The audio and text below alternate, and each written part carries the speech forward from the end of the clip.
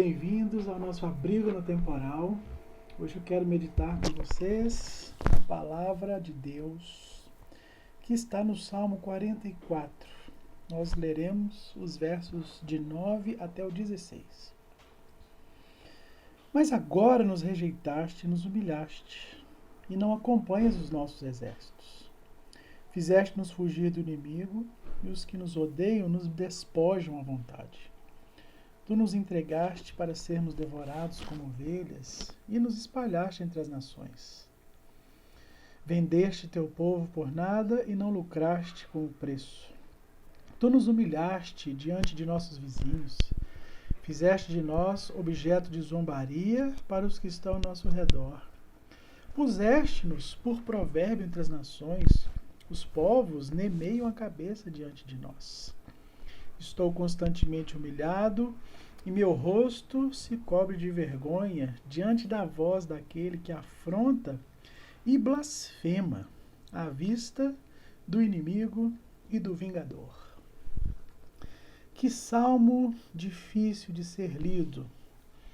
Um salmo em que o autor aqui, a Bíblia não identifica este autor, diz apenas que foi escrito ao regente do coro para ser tocado pelos filhos de Corá. Mas nós vemos aqui uma angústia, um clamor que é levantado a Deus num tempo de desespero, e o autor rasga o coração com palavras que a princípio parecem realmente estar sendo dirigidas com certa irreverência a Deus.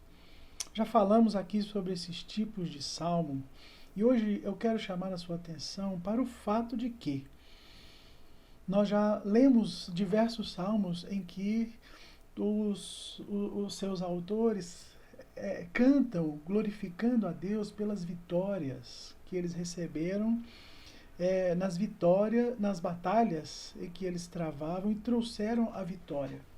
Este é um canto que é pronunciado no momento em que eles voltam da guerra derrotados.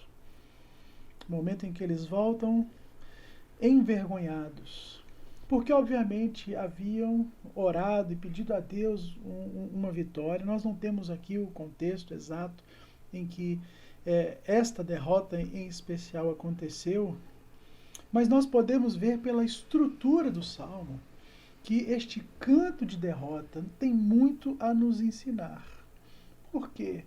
Este salmo, ele nos ensina, ele nos instrui a buscarmos a Deus, a clamarmos a Deus no momento em que nós estamos vivendo as maiores adversidades. Naquele momento em que nós temos vontade de fazer o que o salmista fez aqui.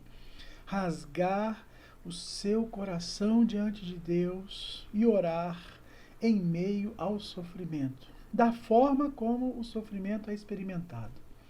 Nós temos uma tendência natural de apresentar a Deus a nossa adoração, os nossos cânticos, apenas nos momentos em que as coisas estão indo bem, ou estão conforme aquilo que nós esperamos.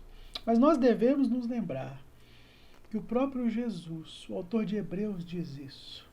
Ele nos lembra que o próprio Jesus Cristo, durante os dias em que esteve aqui na terra, ofereceu a Deus fortes orações e súplicas, chegou a clamar com lágrimas. Quem podia livrar a sua alma da morte? Todos nós lembramos ali daquele momento no Getsêmani em que Jesus pranteia às vésperas, instantes antes de ser preso e levado para o caminho do Calvário. Mas a Bíblia diz lá em Hebreus que o Senhor foi ouvido, e por causa da sua reverência e submissão, Deus elevou o seu nome. E diz mais, Jesus aprendeu a obediência pelas coisas que sofreu. Há muitas recomendações nesse salmo, e ele é dividido em 3 estrofes. A primeira você pode ler depois, do versículo 1 ao versículo 8, em que há aqui um clamor de certa alegria e reconhecimento pelos atos de Deus na história, no passado. O salmista começa relembrando, remetendo-se às vitórias. Mas nesse trecho que nós lemos, ele lança diante de Deus toda a sua aflição.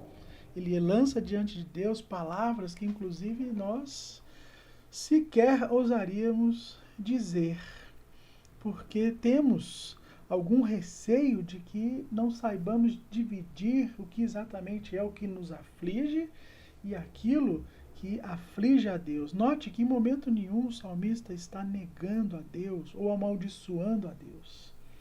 Há muitas recomendações bíblicas para que nós oremos intensamente, oremos sem cessar.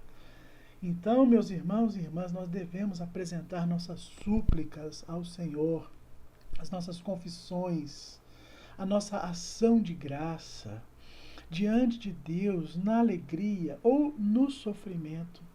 Porque em meio ao sofrimento, principalmente durante o sofrimento, há um sinal de maturidade espiritual em todo aquele que não foge daquele momento ali, embora esteja vivendo a aflição de forma intensa, mas não nega essa realidade.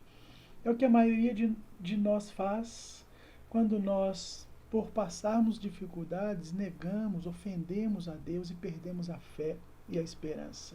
Então nós aprendemos com este salmo que, mesmo nos momentos de maior desespero e de dor, a única coisa capaz de sossegar a nossa alma é rasgar o nosso coração diante de Deus e apresentar a Ele as nossas frustrações. Como fez o salmista aqui.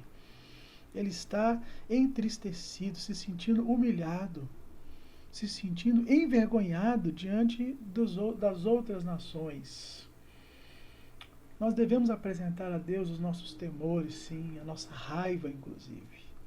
Mas lembre-se, tudo isso deve ser feito diante de Deus. A sua dor pode e deve ser levada a Deus, sem, contudo, que esta dor amaldiçoe ou negue que o Senhor Deus sabe exatamente o que você precisa. Deus não está dormindo. E é isso que você vai ver na terceira parte desse salmo. Deus não se esqueceu do seu povo. Apesar de todo o sofrimento e de Deus permitir que eles passem por essa vergonha, Ele sabe o que faz. Deus tem um plano e o seu plano é sempre um plano de amor. É sempre um plano que remete também às nossas vidas a observarmos o orgulho com o qual nós podemos lidar com determinadas situações. Nem sempre a vitória, nem sempre o regozijo é um sinal de que as coisas estão como deveriam estar.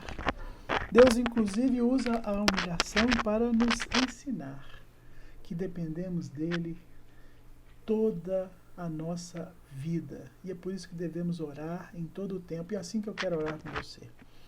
Pai, nós lembramos aqui das palavras do apóstolo Paulo.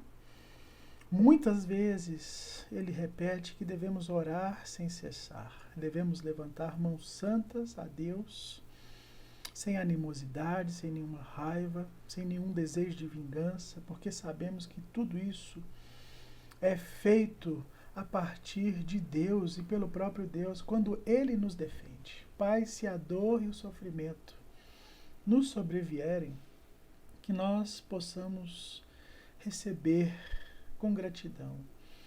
Não que o sofrimento nos redima, porque Ele não é capaz disso, porque a redenção vem no Senhor.